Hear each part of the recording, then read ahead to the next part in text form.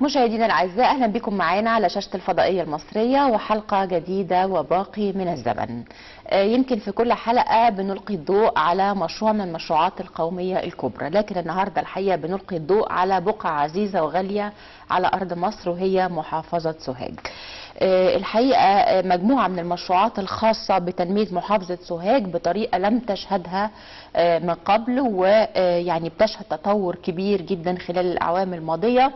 بتتحول النظرة لهذه البقعة من أرض مصر لمكان بيعاني مشكلات عديدة جدا زي البطالة وزي الفقر وافتقار فرص العمل، لمجتمع صناعي، مجتمع سياحي، مجتمع جاذب للاستثمارات.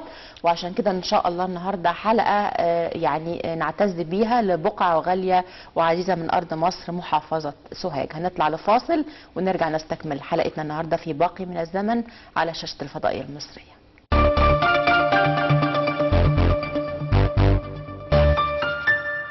مميش من البرلمان 600 مليون دولار زيادة في إيرادات القناة خلال 2017-2018. وزير البترول غاز شرق المتوسط حافز لتحقيق السلام في المنطقة. بدء التشغيل التجريبي لخطوط الأتوبيس الذكي بمنظومة النقل الجماعي بالسادس من أكتوبر. القومية للأنفاق تدرس خيارات تنفيذ مترو الهرم بعد استبعاد العرض الياباني. الكهرباء نستهدف الانتهاء من تركيب 25,000 عداد ذكي نهاية ابريل المقبل. ميناء الاسكندرية 4 مشروعات جديدة سيتم افتتاحها في 2019. السكك الحديدية للخدمات تحقق 272 مليون ايرادات خلال 2018 بزيادة 300%. مميش يعلن تخفيض رسوم الملاحة بميناء شرق بورسعيد 50% لجذب المستثمرين. مذكرة تفاهم لتمويل المرحلة الرابعة من الخط الثالث للمترو ب336 مليون يورو. الإسكان تنفي سحب وحدات الإسكان الاجتماعي والمساكن الاقتصادية من ساكنها. صحيفة مكسيكية عن المتحف الكبير يضم جواهر مصر وبناؤه اقترب من الاكتمال. وزير الكهرباء نتمسك ببناء خطوط نقل الكهرباء وتقوية الشبكات لتكون ملكنا 100%. وزيرة الصحة مبادرة للكشف عن الأنيميا والتقزم والسمنة بين الأطفال. وكالة إيطالية مشيدة بإنتاج الغاز، مصر ستصبح مصدرا رئيسيا للطاقة في أوروبا. الإحصاء 6.8% زيادة في كمية الإنتاج السمكي خلال 2017. بدء تجهيز الوحدات السكنية بالأسمرات 3 بالأثاث استعدادا لافتتاحها. مدبولي جاري تنفيذ مشروعات الشريط النهري السياحي بأسوان الجديدة. بدء تسليم قطع أراضي الإسكان المتميز والأكثر تميزا بالفيوم الجديدة. البترول تتوقع تدفق استثمارات جديدة مع طرح مزايدة البحر الأحمر.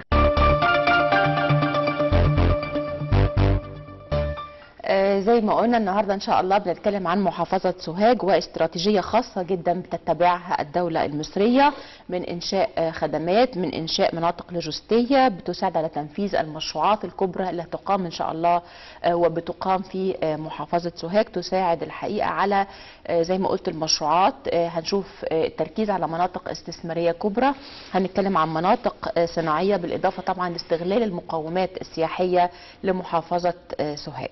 اسمحوا لي ان احنا النهارده نرحب بضيفي يعني العزيزين، المهندس رجب سليمان عبد الرحيم رئيس جهاز مدينه سوهاج الجديده. اهلا بيك يا فندم. اهلا بيكم يا فندم. وطبعا ضيفي العزيز اللي هو بقول ان هو يعني علم من اعلام سوهاج، المهندس محمود الشندويلي رئيس جمعيه مستثمري سوهاج. اهلا بيك يا فندم. وطبعا النهارده حديث بنقول فيه بارقه امل جميله لمكان احنا بنعتز بيه كلنا، صعيد مصر محافظة سوهاج. ولكن اسمحوا لي في البداية نطلع لفاصل ونرجع نستكمل الحديث مع حضراتكم. اتفضل.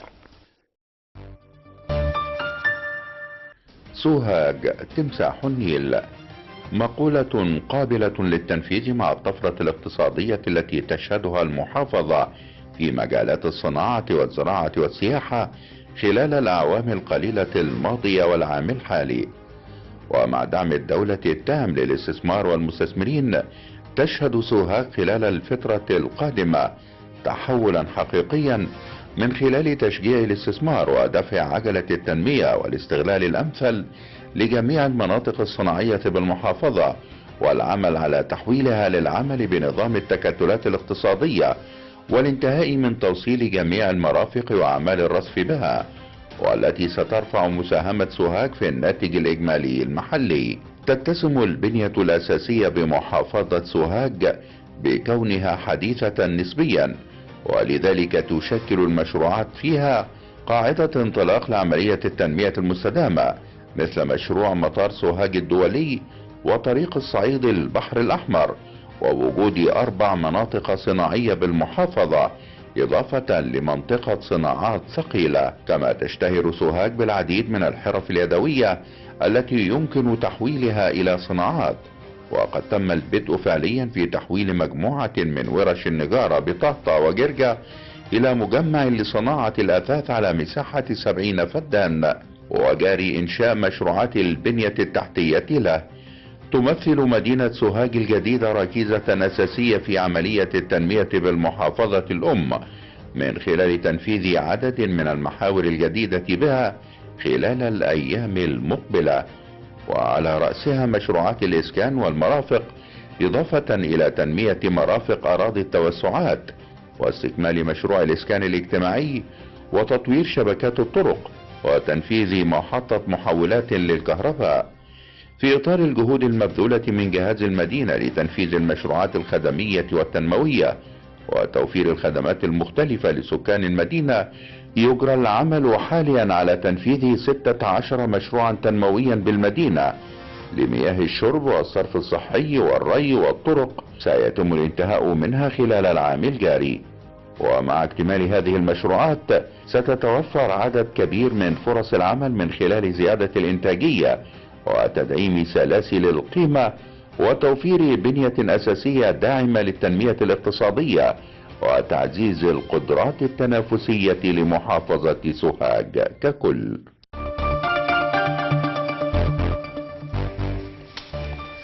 لو كنا بنتكلم عن الاستثمار والتنمية في مصر، فإن شاء الله سوهاج هتكون ركيزة أساسية من ركائز الاستثمار والتنمية في مصر.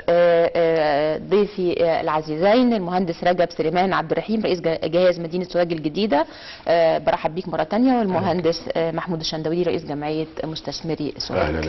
لو بدأنا بالمقومات الاقتصادية مع حضرتك ولسوهاج، واللي ممكن هتتيح إن شاء الله فرص استثمارية وتنمية كبيرة جدا في المرحلة القادمة. مدينة سوهاج الجديدة أمل من آمال محافظة سوهاج لخلق مجتمعات استثمارية جديدة. مدينة سوهاج أنشأت سنة 2000 بموجب قرار جمهوري رقم 196 على مساحة 30,095 فدان.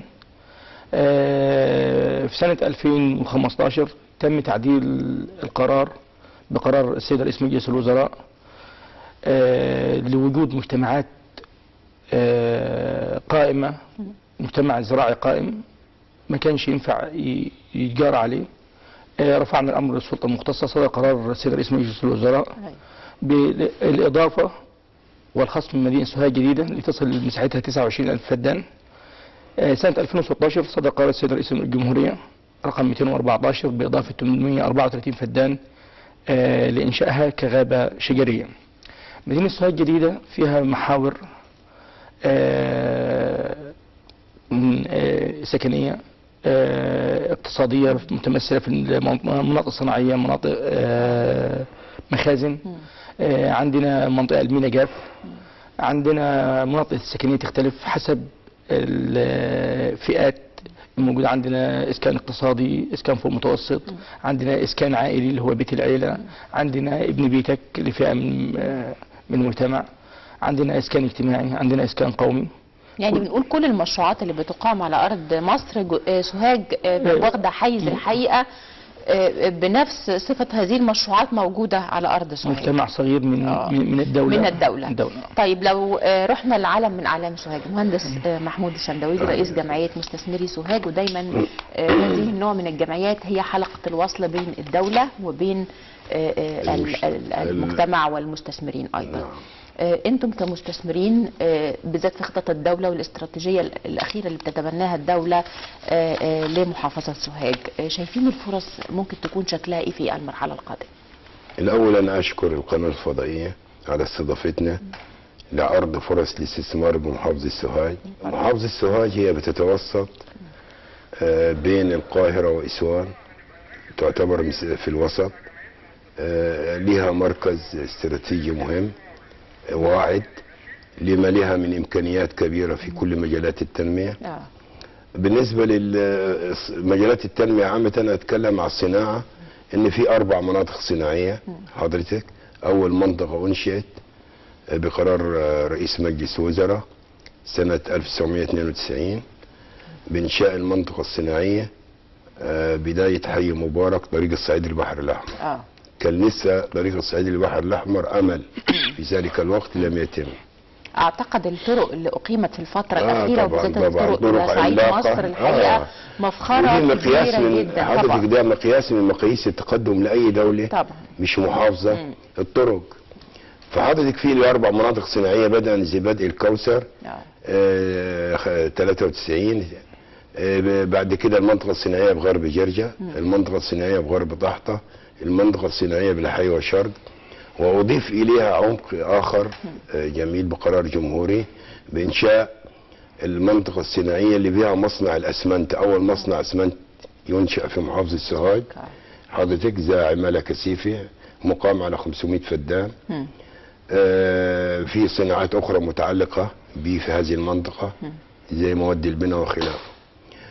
سوهاج تمتاز حضرتك بكل الامكانيات الموجوده جواها، صناعيا بالمناطق الصناعيه ال5، سياحيا بان هي في عندها سياحه تاريخيه طبعا وسياحه دينيه وسياحه علاجيه.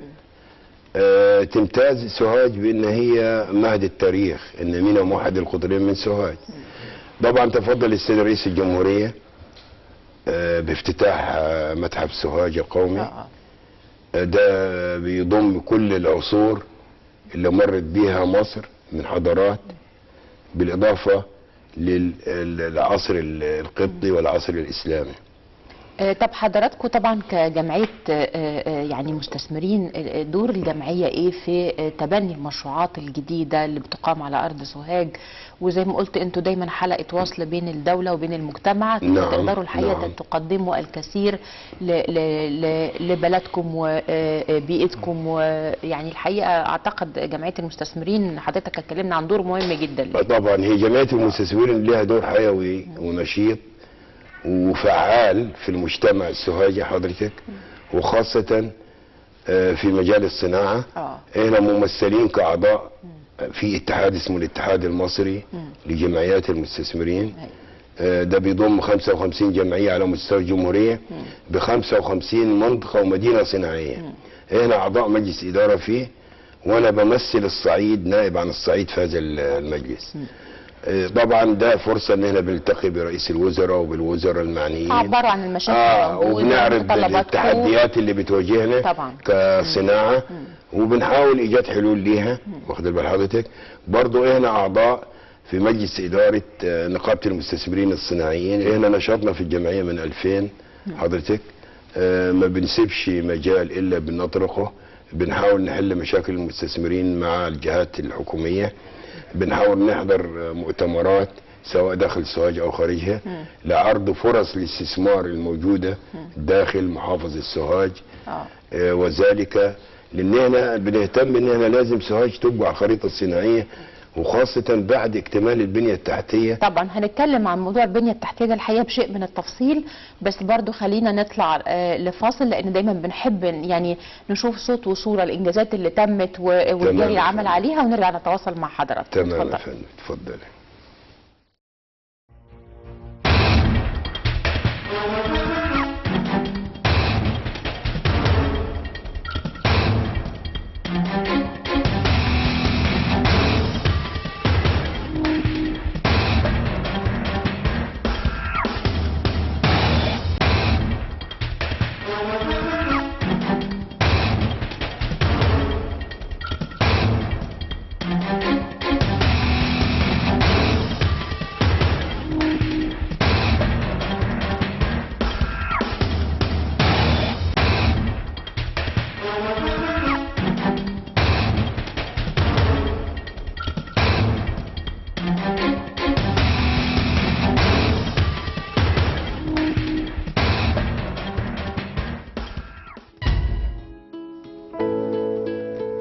مسافة بين الحلم والحقيقة،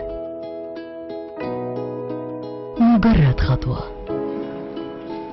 على أرض مصر بنحقق أحلامنا.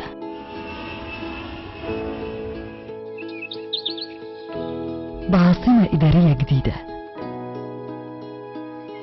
هتغير الخريطة السكانية وخريطة الاستثمار في مصر. مشروع عملاق بيتم تنفيذه على مساحة 170,000 فدان، بيوفر أسلوب حياة أفضل.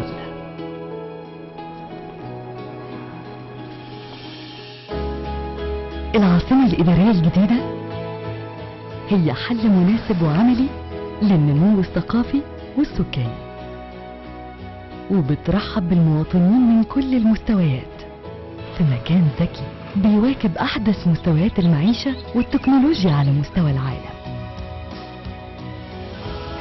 منطقة اقتصادية مجهزة ومتنوعة، جاهزة لاستقبال 6 مليون مواطن. مصر بتتغير.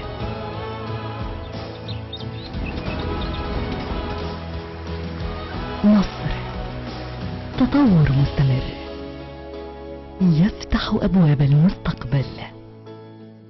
اهلا بكم معنا مره تانية، وبنلقي الضوء النهارده على يعني محافظه سوهاج ومهندس رجب سليمان عبد الرحيم رئيس جهاز مدينه سوهاج الجديده. اهلا بيك معنا مره تانية، وبنتكلم انه لو يعني ما فيش الحقيقه البنيه التحتيه القويه والمشروعات اللي بتقيمها الدوله من تطوير البنيه التحتيه، يمكن ما كناش بنتكلم عن كل المشروعات اللي هنتكلم عليها النهارده. فعايزين نعرف مشروعات البنيه التحتيه في سوهاج، سواء القديمه واللي جاري تطويرها او الجديده واللي طبعا بتقام يعني بفكر مختلف تماما. مدينه سوهاج الجديده جميع المشاريع البنيه التحتيه مقامه فيها، واحنا عندنا كتلتين، الكتله القديمه للمدينه والكتله الجديده او التوسعات الجنوبيه والتوسعات الشرقيه. الكتله القديمه بمساحه 2240 فدان، دي تم الانتهاء من جميع البنيه التحتيه. 174 كيلو شبكة مياه، 140 كيلو شبكات صرف صحي، 82 كيلو ري، عندنا 190 كيلو طرق قائمين. التوسعات الجديدة احنا بننشئ 150 كيلو مياه في منطقة التوسعات الجنوبية والتوسعات الشمالية والتوسعات الشرقية. عندنا 96 كيلو شبكات صرف صحي جاري انشائها وجاري انتهاء منها، يعني احنا وصلنا ل 40% تقريبا منها. عندنا 15 كيلو شبكة ري جديدة. عندنا حوالي 105 شبكات كهرباء متوسط ومنخفض. عندنا شبكة تليفونات في حدود 100 كيلو. فالحمد لله اعتقد يا فندم الارقام دي ارقام غير مسبوقه، يعني ما كانش بنتكلم عن ارقام بالحجم ده يمكن في عمر سوهاج كلها. تمام يا فندم، احنا يعني حضرتك بكلمك 174 كيلو شبكات ميه، ده اتعمل في 19 سنه. بقول لحضرتك في خلال سنتين احنا بننتهي دلوقتي من 170 كيلو شبكات ميه، 140 كيلو شبكات صرف صحي، 80 كيلو شبكات ري.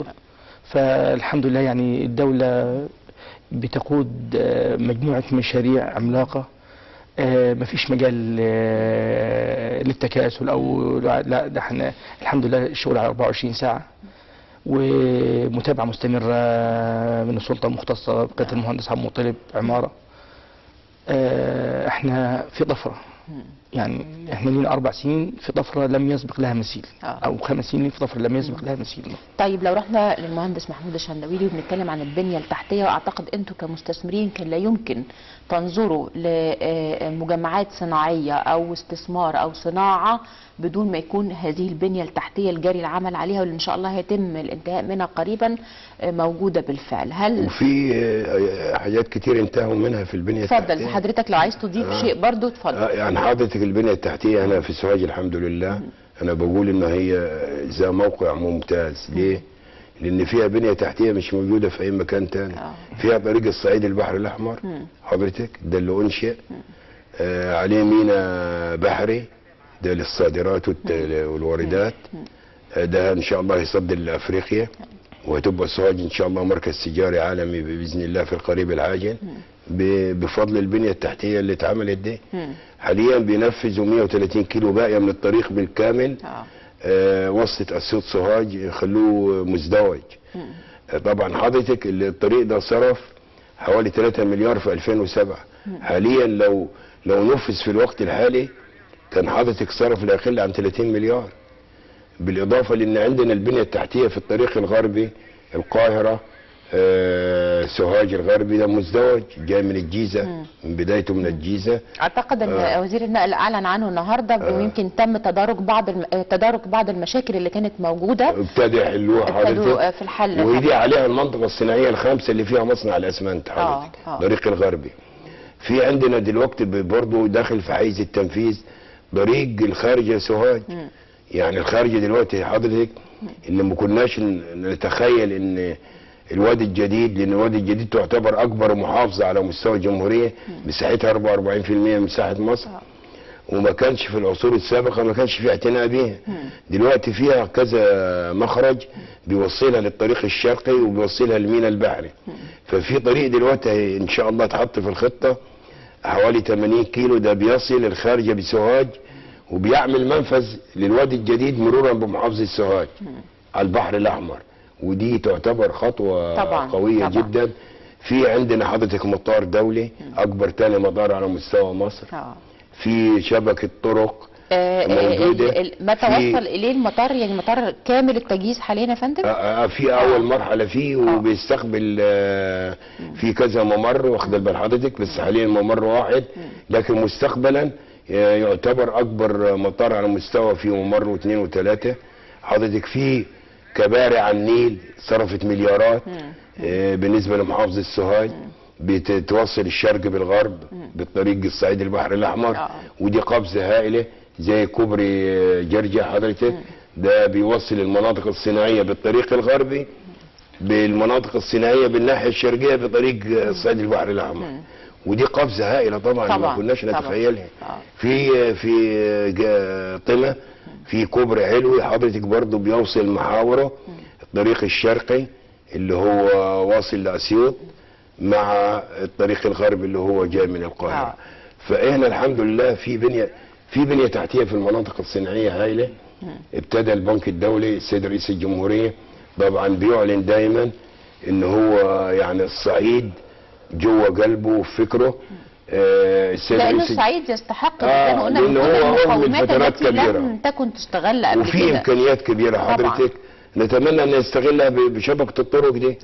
يعني حضرتك دلوقتي بالنسبه للمناطق الصناعيه في بنيه تحتيه هائله داخله في 2030 حضرتك هتبقى اكبر بنيه تحتيه على مستوى مصر كله.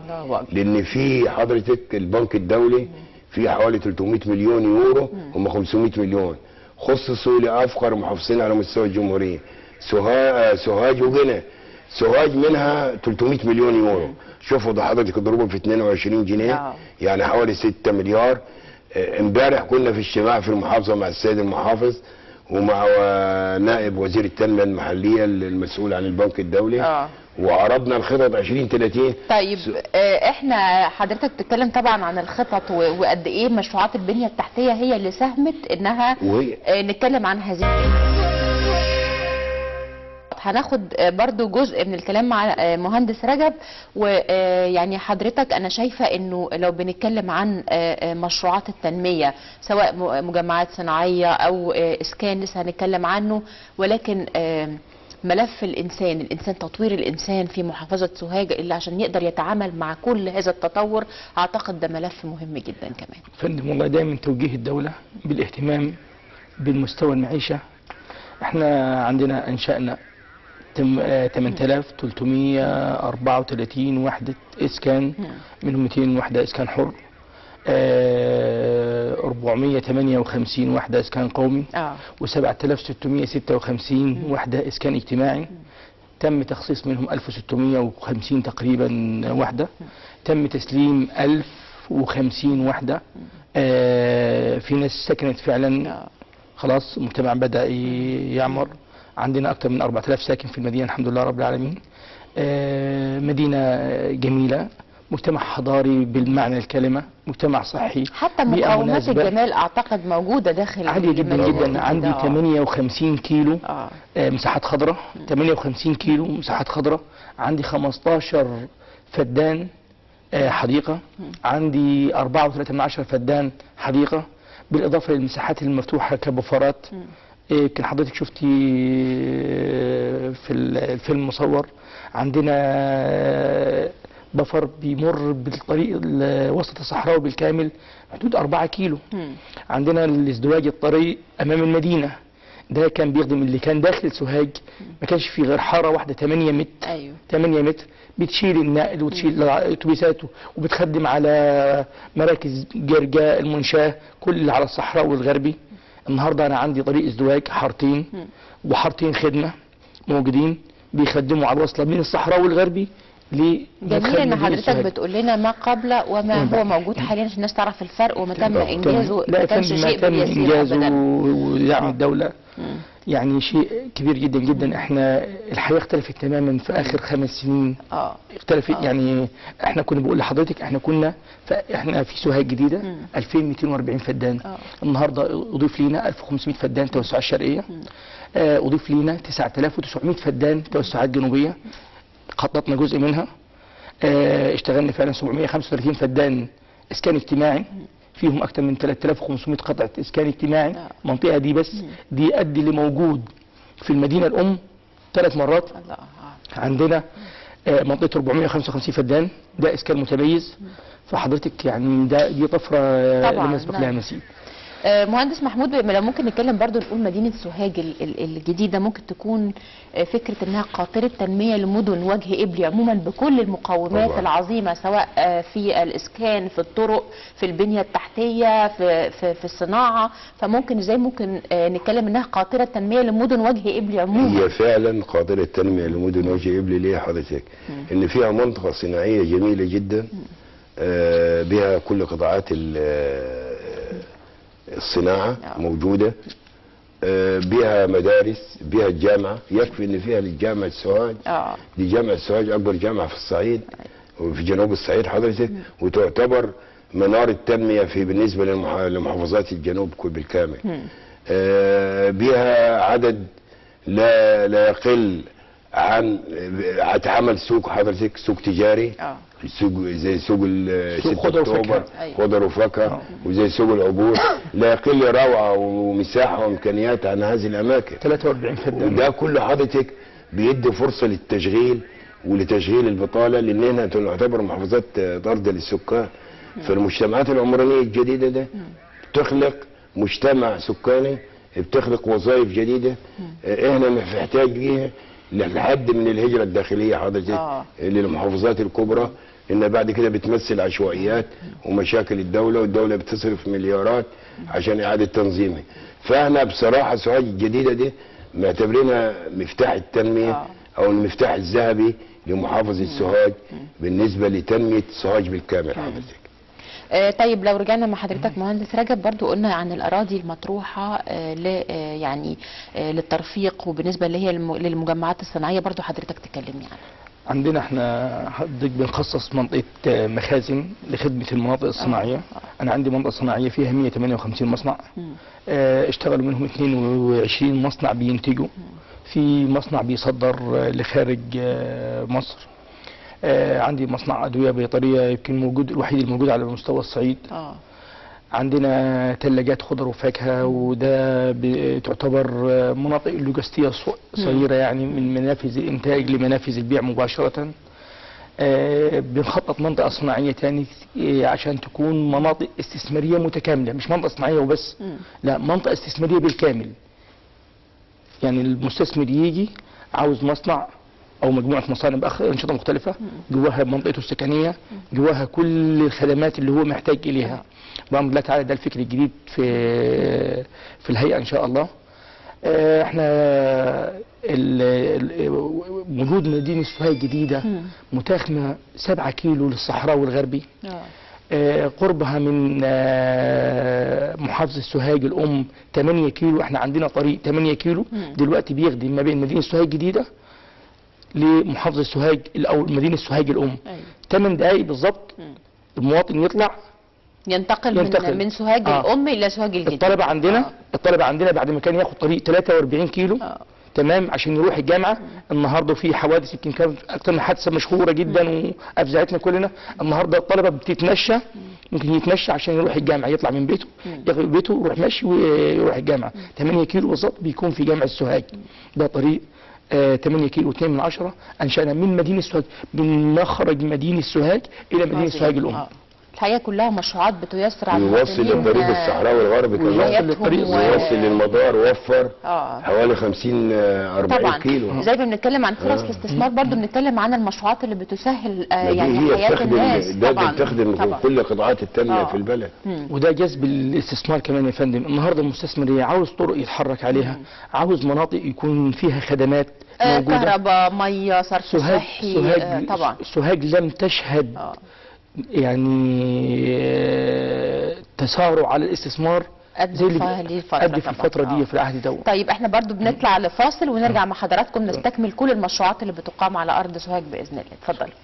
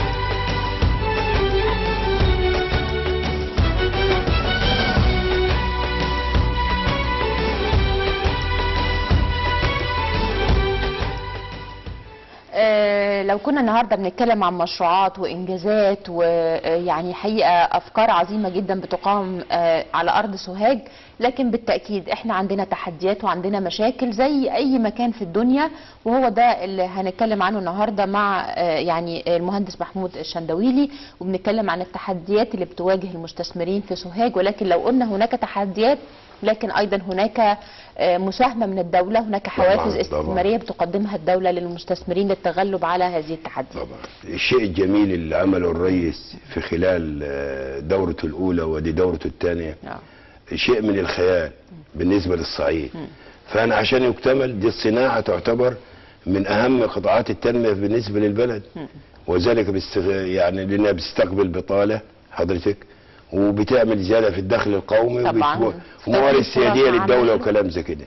ولكن عشان تنجح اكثر يجب ان نواجه التحديات التي تواجهنا بالنسبه للصناعه بالنسبه للصعيد وسوهاج خاصه، لازم نتكلم عنها وبوضوح عشان المسؤولين يكون عندهم علم ودرايه ويحاولوا يساعدونا في حل حضرتك طبعا في المطبخ زي ما بنقول، وحضرتك بتلمس هذه المشاكل عن قرب. نعم. فده اللي حضرتك هتطرحه لنا النهارده. نعم. وهنتكلم عنه. اتفضل حضرتك. يعني في مثلا الرسوم، يعني في رسوم حضرتك، الرسوم الزايده عن اللزوم حضرتك، يعني في رسوم جامده المستثمر قبل ما يجي يبتدي انتاج بيصرف حوالي 20% من راس ماله في البنيه التحتيه. حضرتك زي رسوم هيئه التنميه الصناعيه ودي مغالى فيها. حضرتك رسوم معاينات الميه، دخول الميه والكهرباء والغاز الطبيعي والصرف الصحي، دي بتتكلف حوالي 20% من ميزانيه المستثمر. هو المستثمر هنا كلنا معظمنا صناعات صغيره حضرتك. 90% صناعات صغيره.